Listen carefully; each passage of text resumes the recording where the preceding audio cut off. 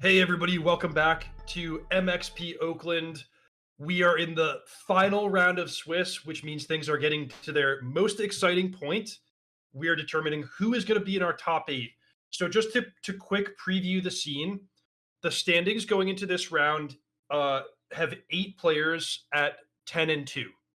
So if we cut now, those would be the players in our top eight. But things are complicated by Flavio Stanchi with the 9-2-1 record with good tiebreakers. So he threatening to win his match and pass some of the people in the standings will mean that other tables can't draw, and we're going to have a lot of uncertainty and excitement going into the final round here. So it's possible that Max could win his match and be the one who gets lucky on tiebreakers and makes it at 10-3. Flavio, of course, in great shape if he wins, but there's going to be a lot of questions that we're going to seek to answer both by the results of our feature matches and checking out the standings right before we make the cut. So Living End versus Izzet Murktide, a repeat of the match that we just saw Flavio just barely win in exciting fashion. But Jarvis, what are you thinking in this round? Well, I haven't seen a thought scour in a long time, so I'm thinking there's some shenanigans afoot. Okay, we like shenanigans around here. In fact, he cut consider for thought scour, which is interesting. I can't say I've seen that very often. Don't even need to surveil. All my cards are great anyway. It does have a good interaction with Mishra's Bobble in that if you see your top card is bad, you can just thought scour yourself, which is seems like what he did. Yeah, okay, that's a nice one. That certainly makes it an easier sales pitch, I think, when you have Mishra's Bauble to have knowledge of the top of your library anyway.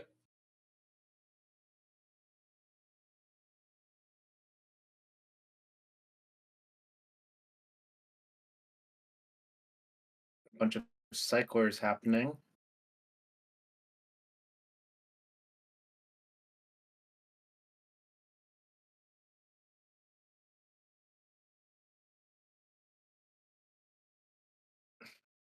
That is the MO of the Living End deck for sure. Do you have a strong feeling about which player is favored in this matchup? I do know that Flavio won this matchup previously, but there were some weird things that happened on his way to victory, and I'm not sure if it's going to be an obvious repeat. I think I would generally prefer to be on the Murktide side of the matchup, but I think game one is maybe slightly favored for Living End, but the post board games get a lot better for Murktide, so that's why I would prefer to be on the Murktide side. Okay, that makes sense. So if Max manages to steal or fight his way to a win in game one, Mhm. then he'll be in pretty good position going to the sideboarded games. Right.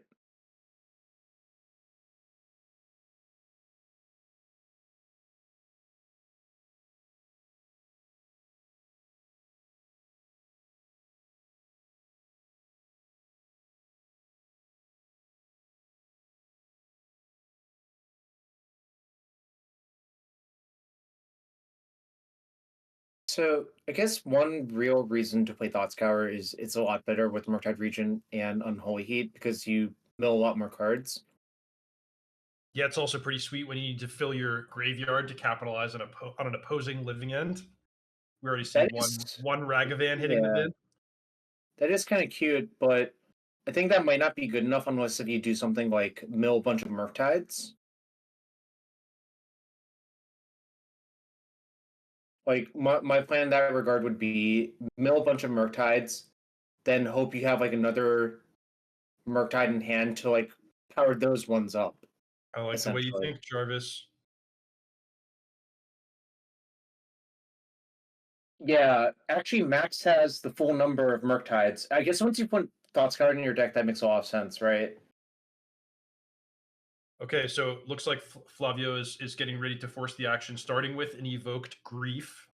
Hmm. See if the coast is clear. Or I don't believe the coast is. I believe there are two Mercadian Masks counterspells, as well as a spell Pierce. Okay, so this is definitely going to be an interesting game where Uh, Flavio's going to have to methodically fight through these counter spells, maybe get up to 5 mana so that he doesn't have to sweat the spell pierce. Mhm. But at the same time, Max is a little bit stuck in terms of not being able to present a clock and possibly not even hitting his land drops, though the Thought Scour could help there. What would you take here? It depends a lot on Fabio's hands. If Fabio literally has 2 more lands lined up, I'm just gonna ignore that spell pierce and take a counter spell. But the fact that he's thinking means his hand is probably not well suited to do that easily. Yeah, I think I agree. I would take the counter spell. I would try to start playing around the spell pierce, like take the slow and steady approach where I could hit more land drops. Um, Otherwise, the unholy heat is not very meaningful, so I wouldn't take spell Mhm. pierce, wouldn't take unholy heat.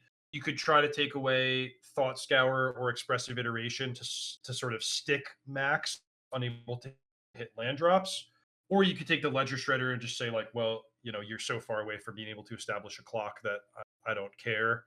Um, Ooh, wow, he's trying to Oh. take thought scour, so that's the most ambitious Mhm. pick where it's like I am just straight up trying to mana screw you here. I generally shy away from that approach, but it could work. No doubt about it. And then upkeep, I believe we're casting Violent Outburst. So Max has a difficult decision here. Well, I think the difficult decision is what counterspell to use. I guess you just have to use counterspell and hope to draw a untapped blue source. Okay, so do we know the timing of this? Is this main phase? I believe it's upkeep. Okay, so Flavio then could have a force of negation to Mhm. win the counterspell battle. Yeah. Yeah, and indeed this must be upkeep, otherwise this is not a legal play.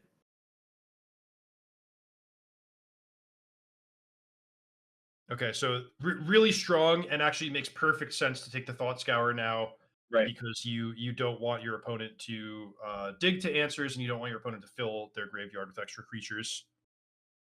So incidentally, Max didn't even have time to get his third land in play before this Cascade spell was put in the stack, right? Like theoretically, this could be his upkeep turn 3. Yep. Hmm. That's just really this is what I don't like about the matchup from the Murktide side in game 1, where you can sometimes just get ran out of the gate like this when Living End's on the play. Yeah, total just perfect draw from Flavio. It's like I win the die roll, I have a ton of cyclers, and then by the time I'm ready to combo off, I can back it up with both a grief and a force of negation. So Mhm. everything just exactly as he drew it up. Now we move to sideboard. But Jarvis, you said that this to some extent this is kind of part of the plan where Mhm. Max feels disadvantaged in game one and then tries to shore things up with his sideboard cards. What are those sideboard cards? For Max, it looks like 2 Blood Moon, 2 Unlicensed, a Flusterstorm, a Mystical, and a Mystical Dispute. So that's 1, 2, 3, 4, 5, 6 cards. That's a reasonable number of cards. Hmm. What's with everyone reaching for these subtleties? I don't really understand the subtlety myself, but I guess we'll see. Same. Is it? I mean, I guess it's maybe better than having a burn spell, and it is something that you can just like throw into your graveyard if you need to. So for example, Right. in a world where like you get to attack your opponent's graveyard a little bit with an unlicensed hearse, and then they go for a living end with only a small number of creatures in their graveyard, and you respond and just throw a subtlety in your graveyard, like Mhm. yeah, it doesn't seem like it's the best card in the matchup by any stretch, but it has some value, and at worst, actually, never mind. I was going to say at worst you pitch it to Force of Negation, but that's the wrong deck. It's not the Murktide deck that usually has Force of Negation. I have seen versions of Murktide that have sideboard Force of Negation, and indeed that would be an excellent card in this matchup, but it didn't look like any of the versions that showed up to Oakland actually had that card. Did Jason the Mind Sculptor just come in? Yeah, that would surprise me as well because that seems like you really don't want to tap out at that stage in the game. I think by the time it's safe to tap out for that, you've won basically in a different way, generally speaking. Yeah, although could just be a man about my own heart who can't resist the allure of a good mind sculptor. I think it's a tough sell for me to believe that you would have Jason Mind Sculptor in versus Living End. I do like to keep people on their toes. So if Expect the we're unexpected when it comes to old Reader Rabbit. so basically you're saying if I'm playing Living End versus you, you're just gonna slam Jason on turn 4? Maybe. Maybe. Got it. All right. So it looks like the bolts and living or bolts and unholy heats are coming out. Yeah, you said you felt it was pretty close. What's better between Unholy Heat and Lightning Bolt? That makes sense to me.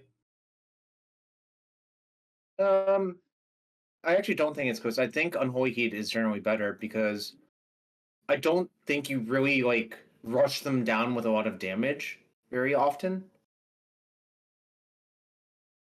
And I just think like the curator of mysteries being a 4/4 happens more often in my experience. Like just Sure. being cast as a like a 4 mana 4/4. Dress down not particularly good. I am not surprised to see that one go.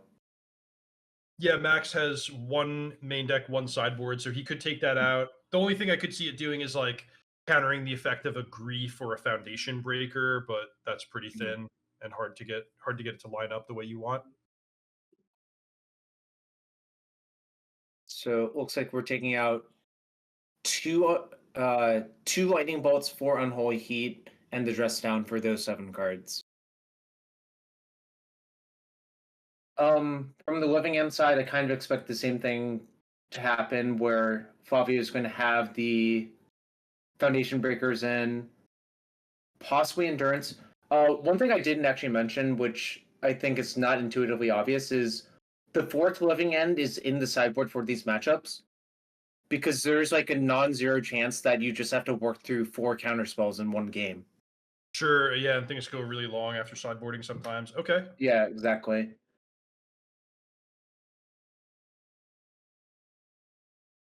So see what happens there. But yeah, that game one, I would describe that game as an easy mode game, which you welcome those in a long tournament, right? For sure, that's one thing I always like to consider in my deck choice is not that I'm looking for everything to be, smooth sailing, effortless wins, but it's nice to be able to get those once in a while in the course of a 13 Right. round event. And if you can't, if you're setting yourself up to like all my matches are going to go 3 games, super gritty and close, then you're setting yourself up for a hard weekend.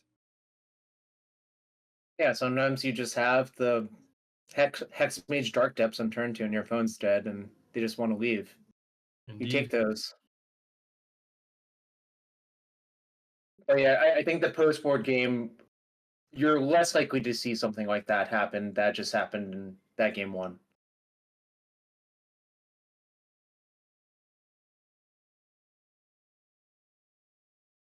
I was actually thinking about this. I think the sideboard Seasoned Pyromancer is probably better than the sideboard Jace in this matchup Agreed.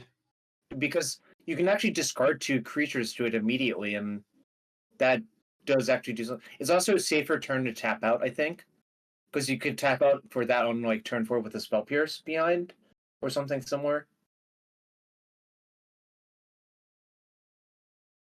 Just 4 mana for Jason Mind Sculptor is so much. Both players had land light hands and opted to mulligan.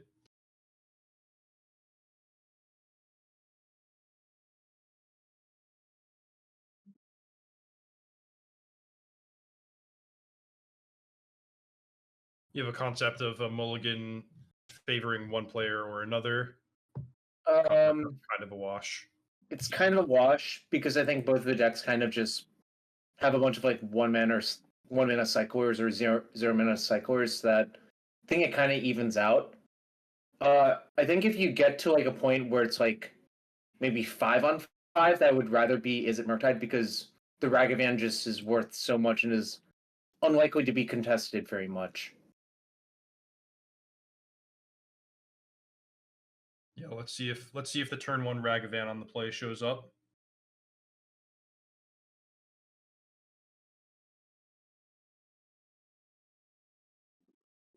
That No doesn't look like Ragavan, it. but a totally solid hand. Hmm. We're missing a threat, And but you oh, know, you want to know something crazy? We already talked about the Sunken Ruins, which allows the living end player to sometimes hardcast Grief, but that has been Flavio's only land in both opening hands. oh, isn't it Spirebuff Canal this time? Oh yeah, okay. I saw. I guess I misread it on the screen. That hand's actually just totally fine Yeah, if it's a that. Spire Bluff Canal. Yeah. No, I was confused for a second. I'm actually surprised Max mulligan that hand, but I guess Max is in your camp where he really values that early threat very, very much. Oh yeah, I'm right there with you. I'm actually like stunned. I'll say that he chose to mulligan that. I respect the thought process that you really value having the pressure, and a turn one Ragavan is like Mhm. could potentially give you multiple cards worth of value, but I would have kept being already down to 6 cards.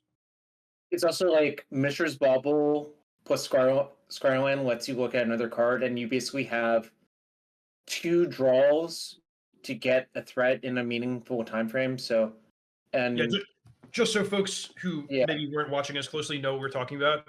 Max's hand after the first mulligan, it was something like two permission spells, a Mishra's Bauble, and some lands.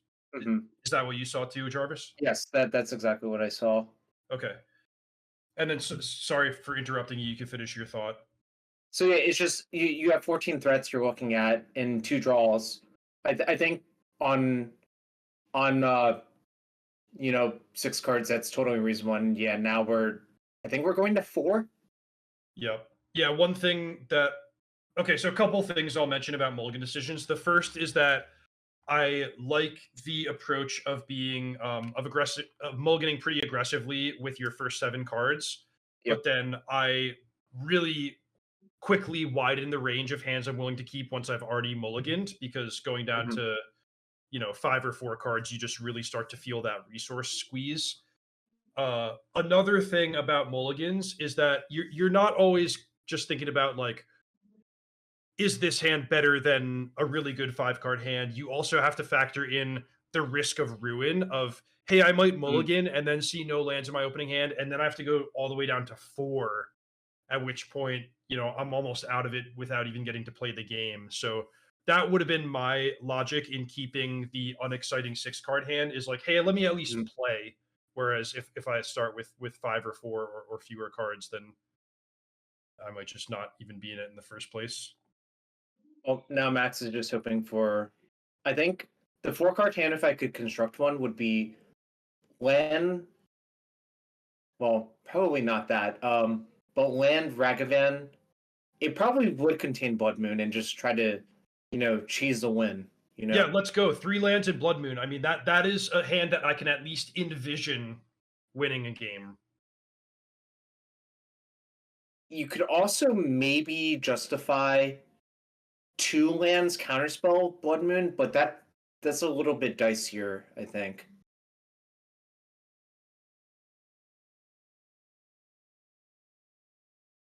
I would just keep 3 lands and Blood Moon, and Okay. and that's my plan.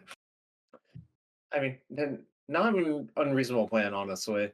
It looks like it's not gonna work against the Grief. Or the Force of Negation, But at that right? point, at least you can make your land drops and hope the top of your Yeah. library delivers.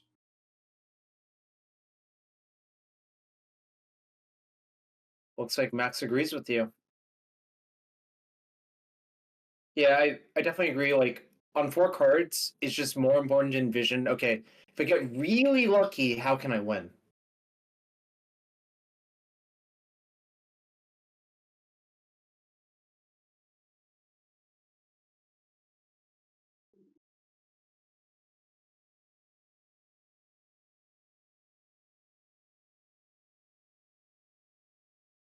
It's so hard to resist firing off the grief here, right? Or not, I guess. Yeah, so what's the ideal timing on grief? It's interesting with a spell Mm, that's, quite literally free. Like, right, you don't know your opponent's deck, but one card that I'd be thinking about is Unlicensed Hearse. So if you right, can grief on turn 1, then maybe you get to tag the Hearse before it comes down, though we think Flavio has Force of Negation anyway. right. The other thing is you might actually want to save it for the turn you cast your Cascade spell, but again, the Unlicensed Hearse messes things up. You could theoretically get Blood Mooned, but you do have Blood Moon covered.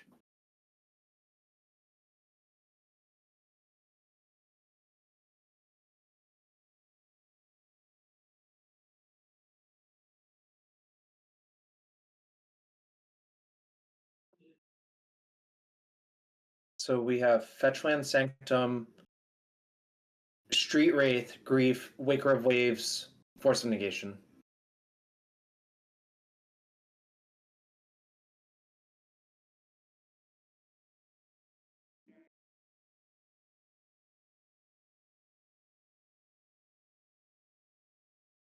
So you actually have a lot of decisions with Living End right here.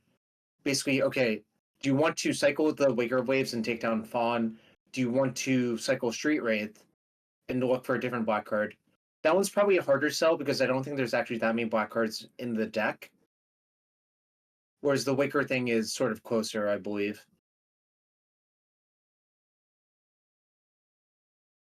Yeah, so were you thinking about main phase cycling there? Main phase Waker of Waves? I think I wouldn't main phase it. I think I would just wait to see if I need this Force of Negation.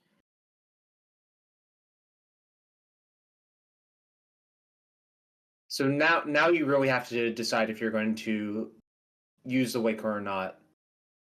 And so the one thing that Flavio's missing in this hand is a Cascade spell, is that right? Right. Okay, so it seems to me like I would probably at least Waker of Waves in response, if not also Street Wraith. Because this is like a golden opportunity. You want to Force of Negation the Blood Moon and then try to have a Cascade spell set up. Yeah, maybe you can just ignore the Blood Moon if you find exactly Violent Outburst as well. That's true. So yeah, let's start with Foundation Breaker, dig a little deeper towards a Cascade spell. I'm sorry, let's start with Waker of Waves. I just said the wrong card name. Yeah, I think if we have Foundation Breaker, it's not even really a decision, right? Like, are we getting Island? Huh. So that cuts off Violent Outburst as an out. Yeah, I think he did that because he has Architects of Will and doesn't want to get caught with the inability to cycle that. But I mean, you're pretty likely just countering the Blood Moon anyway. So maybe that's logic too. Is like I'm countering the Blood Moon anyway, so uh, I don't have to fetch the basic forest.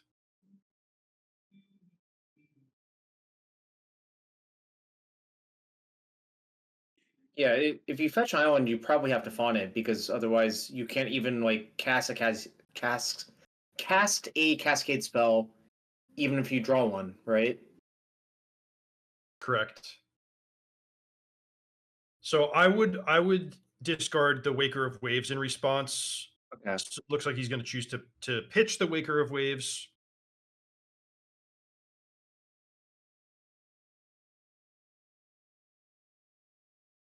And no So no action there. I don't really get that because Architects of Will you can pitch to Force of Negation, right? there's no Architects in his hand, I believe. It was Oh, a Street Wraith. I thought he had two to begin with, but my mistake. No, if I think if there's an Architects in your hand, it gets a lot easier. Yeah, I think the hand is just Street Wraith, 3 lands, and Grief, right? Okay. So now it's kind of messy. This is what I was talking about. I think it is actually pretty difficult to decide if you should cycle your Waker or not. because now you're just left at sort of a dead end point where you have one cycler left because you pitched your other one to Force of Negation.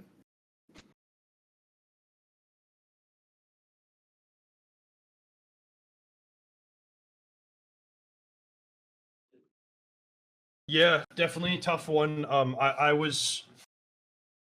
I was overestimating Flavio's position because I thought he had another Architects of Will, which could have been pitched to either Force of Negation or Grief, but he doesn't have that. So the Waker of Waves was his only blue card, which makes a little more sense why he didn't cycle it. But I would have been like just cycling everything more aggressively to try to dig deeper and capitalize on that spot.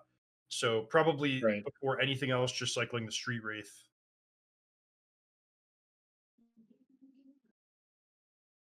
So we finally have a threat. If Flavio bricks a few times, it's not inconceivable that Max can just draw a counterspell, ride the DRC to victory, you know? Yeah, I mean Flavio has nothing. Like if he finds a cascade spell, then he can at least protect it with the grief that he's been holding on to, but he has no way to progress his game plan right now.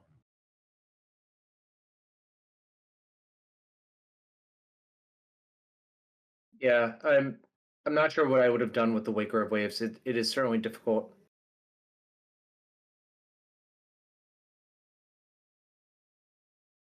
So Max only has one card that he has just freshly drawn off Mishra's Bauble. Rewrite cycled. Does that mean we drew another black card? Basically, it looks like he's been very patient holding on to one black card basically every turn. That would be a great time for that Sunken Ruins to hardcast the Grief. Yeah. Yeah, there's another black card. I can't tell what it is. Shardless Agent off the top. Okay, so there you go. Now you can do the Grief Shardless Yeah. Agent thing. So that is exactly what he was waiting for and trying to set up.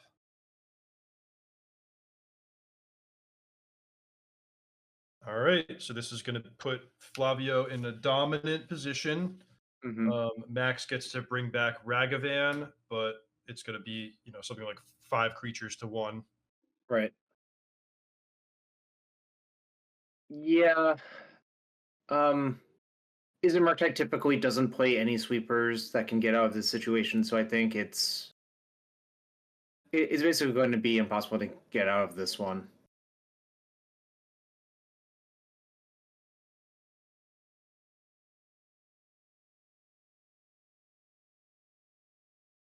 And we can even architects our opponent to make sure they don't draw anything good.